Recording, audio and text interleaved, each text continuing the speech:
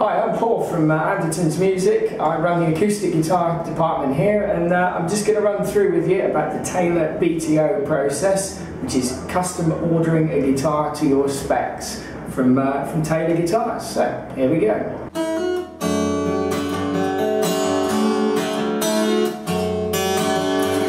Okay, so I went out to Taylor Guitars out in California last year, and got to go through and train with about all the guitars in general.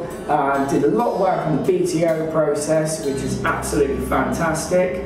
And this is a guitar that I've actually done myself as a BTO, and it's just an absolutely amazing guitar, and it's an amazing process that you can pick a guitar that is personally your own instrument, and you can put your own stamp and style on it. This is the guitar that I actually spec'd up and chose myself while I was at Taylor. To start off, it's a grand concert body, which you would use for finger picking. It's actually a much smaller body, so it's not as thick as a standard guitar. Second off, it's a 12 fret body joint, so it's a shorter scale, which is better for finger picking. Also, something that I personally chose for the guitar was to have the traditional Taylor headstock on it, rather than the slot headstock, which I actually personally prefer this type of headstock. I think it looks a little bit nicer and it's a little less sort of overstated. It just suits the style of the guitar a little better. Starting off, top of the guitar, Sitka spruce top, and it's got Adirondack bracing, which is going to give us a much more dynamic range, which is much better for finger picking, obviously what the guitar is designed for.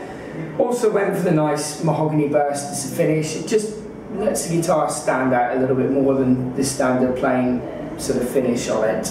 And it won't age in the same way as standard finish will, which normally darkens up. This is going to keep its nice reddy colour for many years to come.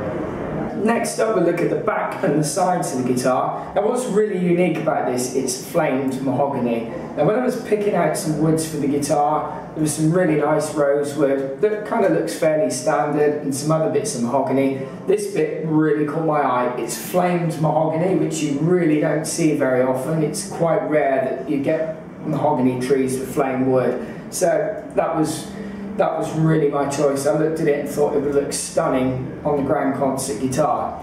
Second off, the mahogany gives you better mid-range, so it's got more mid-range presence to it, which works superbly for a fingerstyle guitar. Also, I've had it bursted, so the finish around the edges of the guitar and around the edges of the back, you can see it's in a darker red colour, whereas the centre is more of an orangey amber hue. Then we come to the binding, which is actually ebony, which is a really nice dark wood, which sets off the red finish, and that's also outlined in a white inlay, which I think again really sets off the parts of the guitar. Start with the neck of the guitar. We'll move to the back first, because I think it's one of the prettiest parts of the guitar. So, mahogany neck, which has been bursted in a matte finish to match the body. Personally, I chose the matte finish because I prefer it. I think it's for playing, it's much less sticky, and it gives a really inviting neck feel to the guitar. Moving up, we have ebony as the back strap, which has been glossed as well, which, as you'll see in a minute, matches the front headstock, and that's overlaid over maple as well, which just gives a real nice sort of etching edge to it.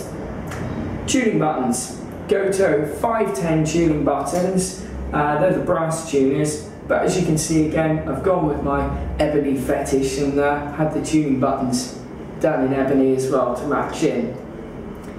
Moving over to the front of the neck, we've got the wider nut on this guitar, we've got the snowflake inlays on an ebony fretboard, and again, going up to the headstock, the front of it is faced in ebony, which has again been lacquered to match the back.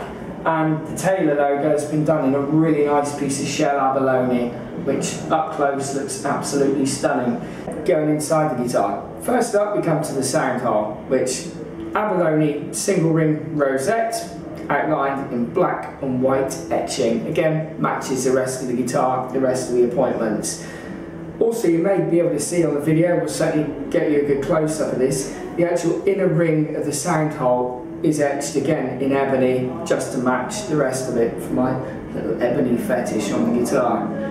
Next up is loaded with the Taylor's standard expression system, which as you probably all know by now, has a body sensor and a neck pickup. This one I did spec it with the controls on the guitar, so that if you are going to take it out and perform it with it live, which I kind of hope you would, you've got your volume, your bass and your treble there for use. So the BTO process was one of the best fun things I've done in a long time, because you actually get to pick your own instrument, how you would actually spec every option of it, and it was great, going out to the factory and seeing the raw woods in their sort of raw form, and then actually picking out stuff that I thought was individual, and speccing the guitar how I would have it was really great.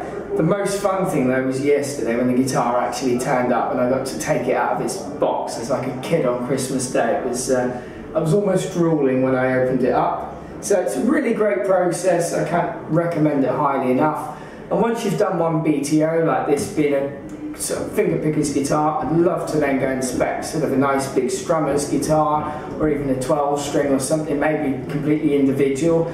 And with the BTO process, you can have your own instrument and really put your own stamp on it, but you're still getting a Taylor. You are working with their sort of specs, but you're getting their build quality, their amazing woods. It's yeah, go ahead and do it. It'll be one of the most fantastic things you can do, and you get an amazing instrument out of it as well.